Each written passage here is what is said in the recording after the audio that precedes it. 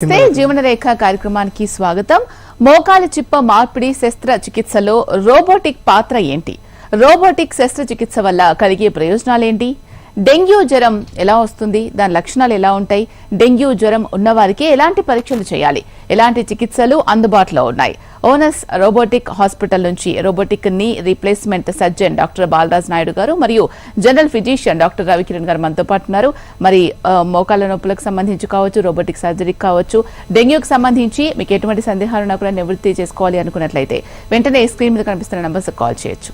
బాలరాజ్ గారు అలాగే రవికిరణ్ గారు నమస్తే అండి. రైట్, ఫస్ట్ బాలరాజ్ గారితో మాట్లాడదాం. బాలరాజ్ గారు, జనరల్ గా మోకాళ్ళ నొప్పులు అన్నది అందరిలో కూడా కామన్ అని అంటూ ఉంటారు, ఇది వాస్తవమేనా?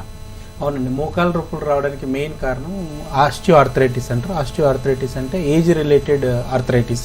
మరి ఇప్పుడు ఈ మోడల్లో చూసినట్లయితే నార్మల్గా ఈ తెల్లగా కనపడుతున్నది bone, white, blue one is the cartilage, ఇది మినిస్కస్ అంటారు, కుషన్. సో ప్రతి ఒక్కరికి 40 years వరకు ఈ బ్లూ కలర్ కార్టిలేజ్ స్మూత్గా ఉంటుంది. సో ఏజ్ పెరుగుతున్న కొద్దీ స్లోగా ఎర్లీ ఆర్థరైటిస్ అంటారు. సో ఈ కార్టిలేజ్ అనేది ఇది పీల్ ఆఫ్ అవడం స్టార్ట్ అవుతుంది, రెడ్గా అవుతుంది కదా, ఇది ఎర్లీ ఆర్థరైటిస్ అంటారు. సో 45 దాటిన తర్వాత స్లోగా 55కి వచ్చేసరికి 2 కాండైల్స్ నుంచి పీల్ ఆఫ్ అవుతుంది కార్టిలేజ్. సో దీని అన్నింటిని కూడా ఆస్టియో ఆర్థరైటిస్ అంటారు. దీంట్లో early, moderate, severe and very severe arthritis అంటారు. అంటే 55 నుంచి 60కి వచ్చేవరకు 2 కాండైల్స్ నుంచి కార్టిలేజ్ పీల్ అవుతుంది ఇది కార్టిలేజ్.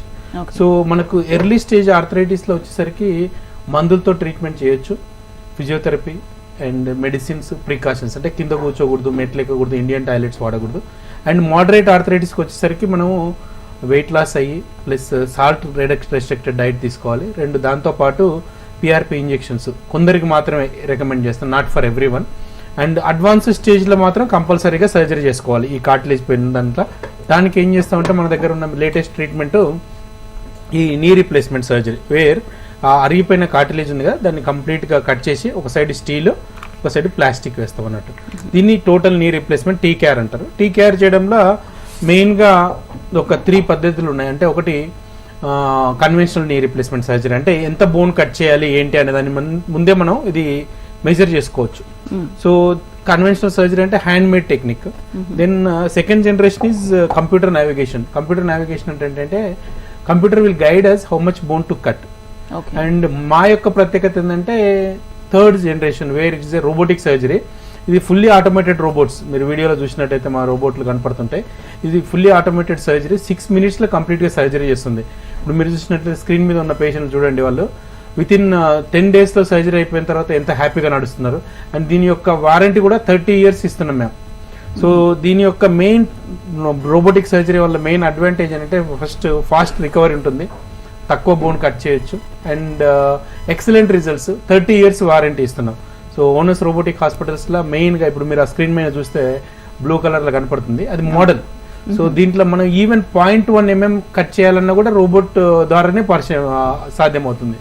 దాంతో పాటుగా మీరు చూసినట్టయితే వీడియో మీద స్క్రీన్ కనపడుతుంది చూడండి, అక్కడ ఇంటరాక్టివ్ రోబోటిక్ సర్జరీ. అంటే చాలా మంది పేషెంట్స్ రోబోటిక్ సర్జరీ పెయిన్ఫుల్ అని అడుగుతుంటారు. లేదు, మీరు చూడండి, ఆ పేషెంట్ మాతో మాట్లాడుకుంటా హ్యాపీగా సర్జరీ చేయించుకుంటుండు. సర్జరీ చేసిన తర్వాత వితిన్ 3 hours నడుస్తాడు.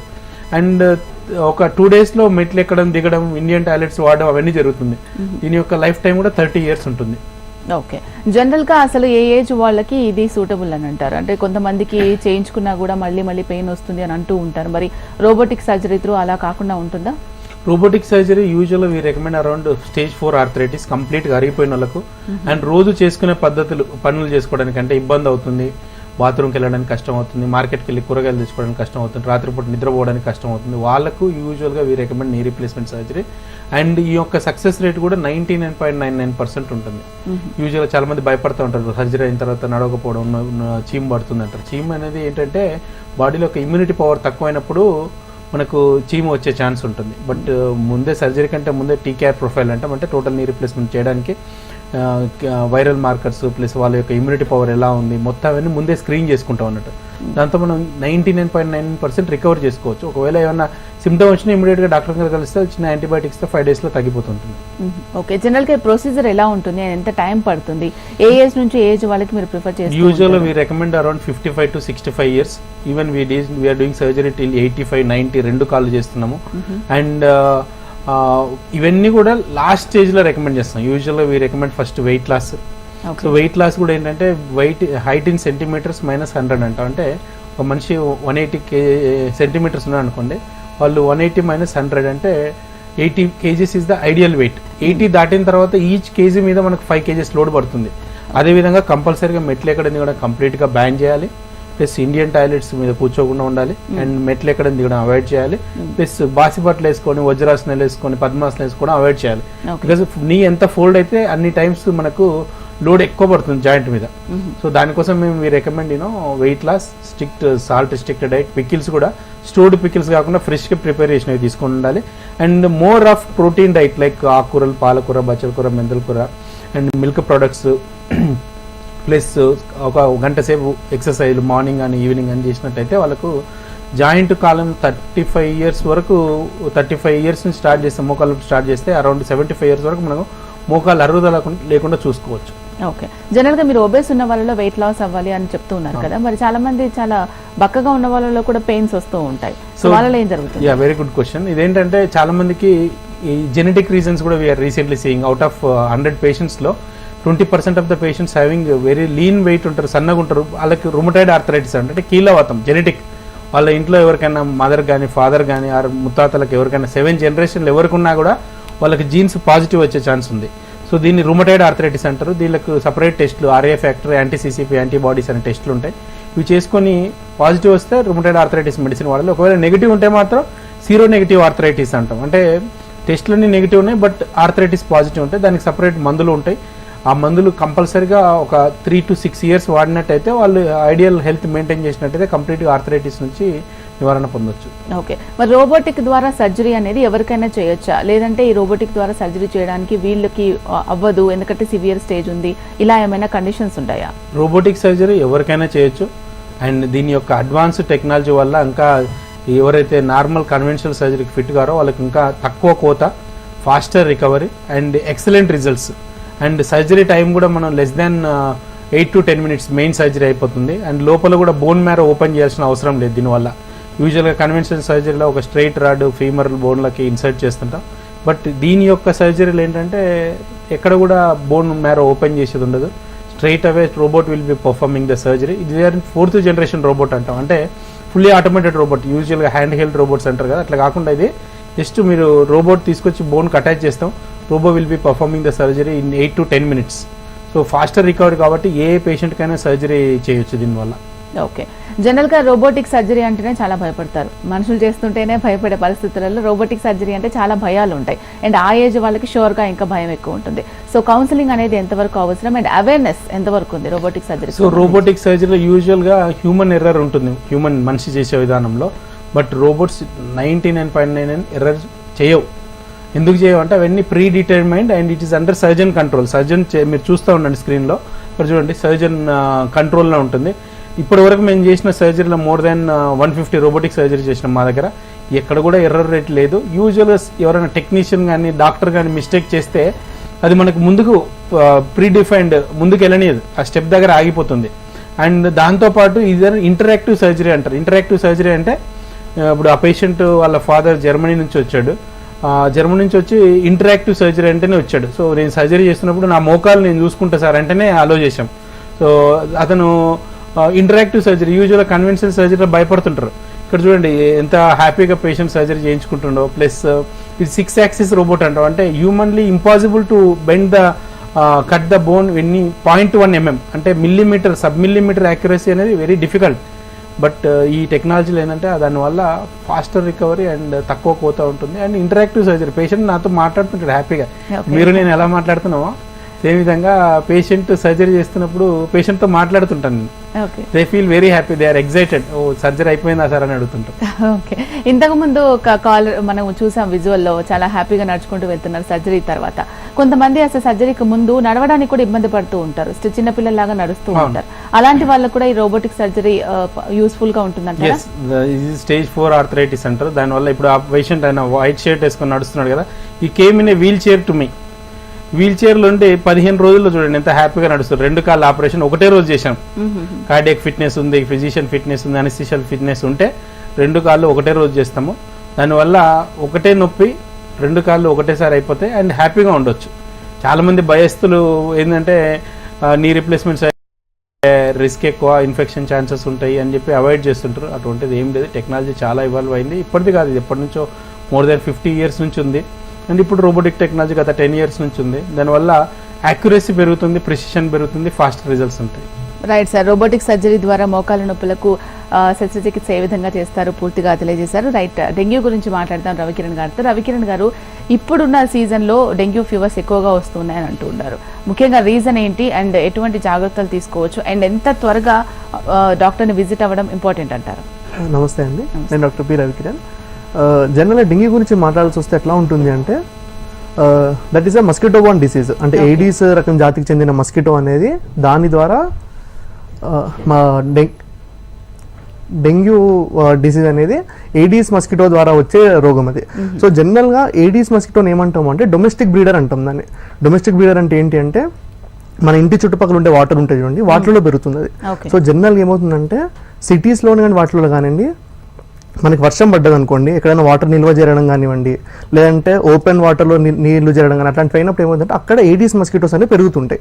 సో జనరల్గా ఈ క్లైమేట్ చేంజ్ అయినప్పుడు మనం ఎస్పెషల్లీ ఇట్లాంటి వాటర్ చేరడం అట్లాంటివి లేకుండా చూసుకుంటే బెటర్. అప్పుడు మనం ఈ డెంగ్యూ కాజ్ చేసే మస్కిటో అవి రాకుండా జాగ్రత్త పడగలుగుతాం. యా, డెంగ్యూ ఫీవర్ అని తెలియక చాలా మంది ఓన్గా మెడిసిన్స్ వేసుకుంటూ ఉంటారు, పారాసిటమాల్ అను యాంటీబయాటిక్స్ అని ఏవో వేసుకుంటూ ఉంటారు. అలా నెగ్లెక్ట్ చేయడం వల్ల అది సివియారిటీ ఏ విధంగా ఉండే అవకాశం ఉంటుంది? జనరల్గా డెంగ్యూని మనము సైన్స్ పరంగా చూసుకుంటే దాన్ని 4 కేసెస్ కిందకి డివైడ్ చేసుకుంటాం. Dengue without warning signs, dengue with warning signs, dengue with haemorrhagic fever and dengue shock syndrome అంటాం. సో జనరల్గా డెంగ్యూ వితౌట్ వార్నింగ్ సైన్స్ ఉందనుకోండి, దాంట్లో జనరల్గా పేషెంట్కి హై గ్రేడ్ ఫీవర్ వస్తుంది. అంటే general 103, 104 degrees temperature high grade fever ఉంటుంది.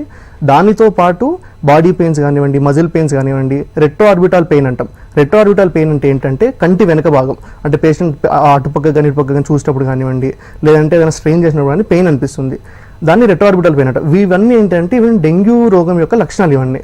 సో జనరల్ ఒక పేషెంట్ కనుక ఇట్లాంటి లక్షణాలు ఉన్నాయి అనుకోండి, వాళ్ళు తొందరగా జాగ్రత్త పడడం ఇంపార్టెంట్. నెక్స్ట్ వార్నింగ్ సైన్స్ ఉంటాయి, డెంగ్యూ విత్ వార్నింగ్ సైన్స్ అంటాం. వార్నింగ్ సైన్స్ ఏంటివి అంటే లివర్ దగ్గర పెయిన్ అవ్వడం కానివ్వండి, లేదంటే చిగుళ్ళ దగ్గర రక్తం రానివ్వడం కానివ్వండి, మోషన్స్ నల్లగా రావడం, ఇవన్నీ కూడా వార్నింగ్ సైన్స్. సో ఇటువంటి సైన్స్ ఏమైనా ఉంటే ఇమ్మీడియట్గా మనం డెంగ్యూ అనుకుని జాగ్రత్త పడి రావాల్సి వస్తుంది. ఎందుకు అంటే మ్యాక్సిమం టైమ్ ఆఫ్ ద కేసెస్లో supportive treatment is sufficient for dengue fever. ఎప్పుడు అది ఇనీషియల్ స్టేజెస్లో వచ్చినప్పుడు, అంటే మనకి ఫీవర్ వచ్చింది ఒక 3 days అవుతుంది, 5 days అవుతుంది, ఆ ఇనీషియల్ స్టేజెస్లో వచ్చినప్పుడు supportive treatment will be sufficient. అదే అలా కాకుండా లేట్ అయ్యింది, ఆల్రెడీ కాంప్లికేషన్స్ సెట్ ఇన్ అయినాయి అనుకోండి, అప్పుడు treatment will be bit difficult for us. Okay, dengue ఫీవర్లో కూడా ప్లేట్లెట్ కౌంట్ అనేది తగ్గిపోవడం జరుగుతుందా? డెంగ్యూ ఫీవర్లో మెయిన్గా మనకి ప్రాణాంతకం అయ్యేవి 2. ఒకటేమో బీపీ తగ్గడము, డెంగ్యూ షాక్ సిండ్రోమ్ అంటాము. ఇంకోటి dengue haemorrhagic fever. Dengue haemorrhagic fever వచ్చేది ప్లేట్లెట్ తగ్గడం వల్ల. ఏదైతే డెంగ్యూ వైరస్ ఉంటుందో అది ప్లేట్లెట్స్ని డ్యామేజ్ చేస్తుంది. అలా డ్యామేజ్ చేయడం వల్ల ప్లేట్లెట్స్ జనరల్గా 1.5 to 4.5 lakhs ఉండాలి. జనరల్ హ్యూమన్స్కి 2 lakhs పైనే ఉంటాయి.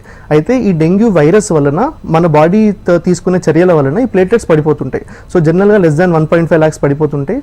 లెస్ దాన్ 1 lakh పడిపోయిన తర్వాత ప్రతి 10,000 to 20,000 ఫాల్ ఇన్ ప్లేట్లెట్స్కి రిస్క్ పెరుగుతుంటుంది.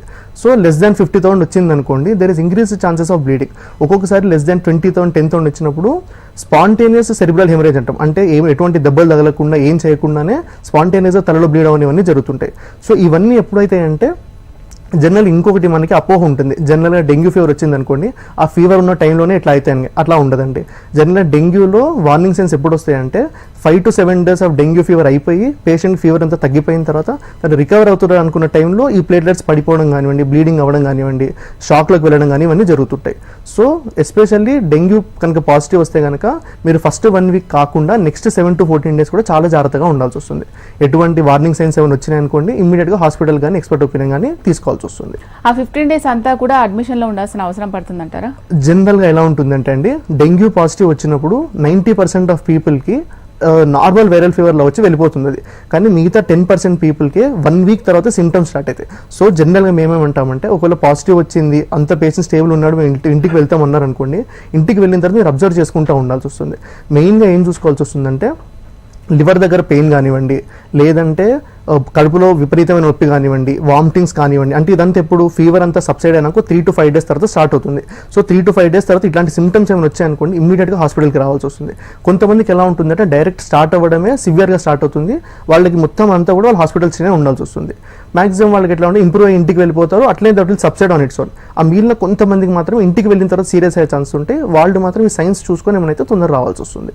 ఓకే, కొంతమంది మెడిసిన్ మీరు 2 weeks ఇచ్చినా కూడా 1 week వాడి బంద్ చేస్తూ ఉంటారు డాక్టర్స్ సజెషన్ లేకుండానే. సో అలాంటి వాళ్ళలో డెత్ వరకు కూడా వెళ్ళే అవకాశం ఉంటుంది, ఎందుకంటే 2nd week లో కూడా మళ్ళీ ఫీవర్ వచ్చే అవకాశం ఉంటుందని మీరు చెప్తున్నారు కదా. అయితే జనరల్ ఎలా ఉంటుంది అంటే మనం ఏదైతే మనం మెడిసిన్స్ ఇస్తామో these are all for symptomatic and supportive therapy. General ఎట్లా ఉంటుంది అంటే పేషెంట్లో డెంగ్యూ షాక్ సిండ్రోమ్ వచ్చింది అనుకోండి బీపీ ఫాలో అయ్యే ఛాన్సెస్ ఉంటాయి. సో అటువంటి వాళ్ళకి మనం ఫాలో అవ్వకుండా ఉండడానికి మనం కొన్ని అంటే ఫ్రీక్వెంట్ ఓరల్ ఫ్లూయిడ్స్ కానివ్వండి, లేకపోతే యాంటీబయాటిక్స్ కానివ్వండి, ఓవర్లాపింగ్ బ్యాక్టీరియల్ డిఫెక్ట్స్ రాకుండా మెడికేషన్స్ కానీ ఇవన్నీ ఇస్తాం. సో జనరల్గా మీ డాక్టర్లు మీకు ఎన్ని రోజులైతే కోర్స్ అడ్వైస్ చేశారో అది కంపల్సరీ ఫాలో చేయాల్సి వస్తుంది. ఎందుకు అంటే ఇనీషియల్ స్టేజ్లో మనం కంట్రోల్ చేయడం ఈజీ ఉంటుంది మనకి, లేటర్ స్టేజెస్లో ఒకవేళ అది చేతులు దాటింది అనుకోండి ప్రాణం మీదకి వచ్చే ఛాన్సెస్ ఎక్కువ ఉంటాయి. ఓనర్స్ రోబోటిక్ హాస్పిటల్స్లో డెంగ్యూకి స్పెషల్ ట్రీట్మెంట్స్ ఎలా ఉంటాయి? జనరల్గా ఓనర్స్ రోబోటిక్ మల్టీ స్పెషాలిటీ హాస్పిటల్లో we follow all the guide lines అండి. అంటే జనరల్ ఎట్లా ఉంటుంది అంటే WHO వాళ్ళు కానివ్వండి, మన national centre for disease control కానివ్వండి, ఇండియన్ వాళ్ళది they provide us specific set of guidelines. అంటే పేషెంట్ ఎలా ఉన్నప్పుడు ఎలా ట్రీట్ చేయాల్సి వస్తుంది, అంటే జనరల్గా బీపీ తగ్గింది అనుకోండి ఫస్ట్ ఎలా ఫ్లూయిడ్స్ ఇవ్వాల్సి వస్తుంది, ఇవన్నీ కూడా గైడ్ లైన్స్ ఉంటాయి. We follow the exact guide lines and provide you the best treatment ever available. Okay, చాలా మంది ఏజ్డ్ ఎక్కువగా ఉన్న వాళ్ళలో కూడా డెంగ్యూ ఫీవర్ వస్తుంది అనుకోండి, ఒకవేళ వాళ్ళలో ట్రీట్మెంట్ అనేది రికవర్ అవ్వడానికి చాలా టైం పడుతుందని చెప్తూ ఉంటారు. సో వాళ్ళలో ప్రొసీజర్ ఎలా ఉంటుంది ట్రీట్మెంట్కి సంబంధించి? జనరల్గా ఎలా ఉంటుందంటే అండి ఏజ్ పెరిగే కొద్దీ వాళ్ళకి మిగతా కోమార్బిడిటీస్ ఎక్కువ అవుతుంటాయి. అంటే జనరల్గా అంటే బీపీ కానివ్వండి, షుగర్ కానివ్వండి, ఒబేసిటీ కానివ్వండి, లేదు అంటే కిడ్నీ కానివ్వండి, లివర్ ప్రాబ్లమ్స్ ఉన్న వాళ్ళకి ఈ డెంగ్యూ సివియారిటీ అనేది ఎక్కువ ఉంటుంది. జనరల్గా హెల్దీ పేషెంట్స్ ఉన్నారనుకోండి వాళ్ళకి డెంగ్యూ వితౌట్ వార్నింగ్ సైన్స్ వస్తాయి. కానీ జనరల్ ఏదైనా ఈ కోమార్బిడిటీస్ ఇట్లాంటివి బీపీ షుగర్ లాంటివి ఉన్న వాళ్ళకి ఏమవుతుందంటే ఆ సివియర్ డెంగ్యూ అనే ఛాన్సెస్ ఎక్కువ ఉంటుంది. సో సివియర్ డెంగ్యూ వచ్చిన వాళ్ళకి ఏమవుతుందంటే sometimes recovery may take 3 to 4 weeks of time. So elderly people should be even more careful, especially comorbidities ఉన్న వాళ్ళు డెంగ్యూ పాజిటివ్ అన్నా కానీ డెంగ్యూ లాంటి సిమ్టమ్స్ అన్నా కానీ ఎమ్మడే ఎక్స్పర్ట్ కేర్ తీసుకోవాల్సి వస్తుంది. ఎందుకు అంటే they will take long time to recovery. ఆ వైరస్ అనేది కానివ్వండి, ఆ వైరస్ వల్ల వచ్చే పోస్ట్ వైరల్ మయాలజియాస్ కానివ్వండి అన్నీ వాళ్ళకి ఎక్కువగా ఉంటాయి. కొంతమంది ఫీమేల్స్లో డెలివరీస్ అయిపోయిన తర్వాత కూడా డెంగ్యూ ఫీవర్ వచ్చి చాలా సిక్ అయిపోవడమో లేకపోతే కొంతమందిలో డెత్ అవ్వడమో చూస్తూ ఉంటాం. వాళ్ళలో జనరల్గా ఏం జరుగుతుంది, ఎటువంటి ట్రీట్మెంట్ వాళ్ళకి అవసరం? జనరల్గా ఏమవుతుందంటే అండి డెంగ్యూ వల్ల ప్రాణాంతకమయ్యేది 2 కారణాలు, ఒకటి బ్లీడ్ అవ్వడము, ఒకటి బీపీ పడిపోవడం. జనరల్గా ఏమవుతుందంటే pregnant females especially after delivery post partum period కానివ్వండి తర్వాత కానివ్వండి వాళ్ళు చాలా వీక్గా ఉంటారు. సో అటువంటి టైంలో ఏమవుతుందంటే body will be going to lot of changes. అంటే వాళ్ళకి ఏదైతే హార్మోనల్ చేంజెస్ కానివ్వండి అవన్నింటినీ కూడా వాళ్ళు వాటి నుంచి రికవర్ అవడానికి వాళ్ళకి టైం పడుతుంది. సో ఇటువంటి రికవరీ టైంలో కనుక డెంగ్యూ లాంటి ప్రాణాంతకమైన డిసీజ్ వచ్చినాయి అనుకోండి బాడీకి దాన్ని ఫైట్ చేసేంత కేపబిలిటీ ఉండదు. సో వాళ్ళకి ఏమవుతుందంటే ఎస్పెషల్లీ వీక్ పీపుల్ ఒకటే చెప్తాం, prevention is better than cure. So try to avoid mosquito bites. Mosquito bites ఎలా అవాయిడ్ చేస్తామంటే ఇంకా ఎలా ఉంటుందంటే యాజ్ సింపుల్ యాజ్ హోమ్, అంటే జనరల్గా ఏడీస్ మస్కిటోస్ అంటే ఏదైతే మనకి డెంగ్యూ కాజ్ చేసే మస్కిటో ఉంటుందో దట్స్ ఏ డొమెస్టిక్ బ్రీడర్ అన్నాం కాబట్టి ఇంటి చుట్టుపక్కల కానివ్వండి కమ్యూనిటీలో కానివ్వండి ఫస్ట్ వాటర్ నిల్వ కాకుండా చూసుకోవాల్సి వస్తుంది. అండ్ మస్కిటో రిపెలెన్స్ కానివ్వండి అవన్నీ కూడా వాడాల్సి వస్తుంది. అండ్ ఇంట్లోకి దోమలు రాకుండా జాగ్రత్త పడాల్సి వస్తుంది. These all measures will help us in preventing the dengue than trying to treat it after you get affected by it. ఇంట్లో ఒక పర్సన్ కి డెంగ్యూ ఫీవర్ వచ్చిన తర్వాత పిల్లలు కానీ పెద్దవాళ్ళు కానీ ఉంటే వాళ్ళకు కూడా వచ్చే అవకాశం ఉంటుందా? జనరల్గా dengue is a contagious disease. కానీ ఎలాంటి కంటేజియస్ అంటే ఈడీస్ ఆ మస్కిటో అనేది ఆ మస్కిటో బైట్ చేస్తేనే వస్తుంది. అంటే జనరల్ ఏమవుతుందంటే EDs mosquito is known as a recurrent feeder. అంటే ఒకసారి ఒక పర్సన్ని బైట్ చేస్తుంది అనుకోండి అది మళ్ళీ ఆ పర్సన్ని ఆ ఇంట్లోనే వాళ్ళ పర్సన్ని బైట్ చేస్తూనే ఉంటుంది. సో ఒక పర్సన్కి డెంగ్యూ వచ్చింది అనుకోండి చుట్టుపక్కల ఆ ఇంటి వాళ్ళకే కదండి చుట్టుపక్కల ఒక 200 meters వరకు కూడా, ఎందుకంటే ఒక ఈడీస్ మస్కిటో 400 meters వరకు దాని ఫ్లైట్ రేంజ్ ఉంటుంది. అంటే ఇక్కడ ఒక మస్కిటో ఉందనుకోండి అది ఒక 200 meters అటు 200 meters అటు వరకు కూడా ఫ్లై చేస్తుంది. సో ఇంటి వరకే కాదండి కమ్యూనిటీలో ఒకరికి వచ్చినా కానివ్వండి your at high risk of developing dengue fever. అందుకే మేము ఒక పేషెంట్ మా దగ్గరికి ఫీవర్తోని డెంగ్యూ ఫీవర్ సైన్స్తో వచ్చారనుకోండి మిమ్మల్ని అడుగుతాం మీ చుట్టుపక్కల ఎవరికైనా డెంగ్యూ ఫీవర్ వచ్చిందా అండి అని. ఎందుకు అంటే Aedes mosquito has capacity to fly 400 meters. So be careful.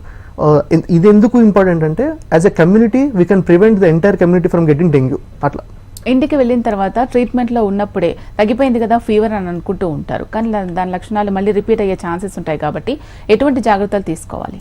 జనరల్గా డెంగ్యూ ఫీవర్ నుంచి ఫీవర్తో ఇంటికి వెళ్ళిన వాళ్ళకి మేము అడ్వైస్ చేస్తామంటే try to keep as much hydration as possible. ఎందుకు అంటే మనకి బీపీ తగ్గే ఛాన్సెస్ ఎక్కువ ఉంటాయి.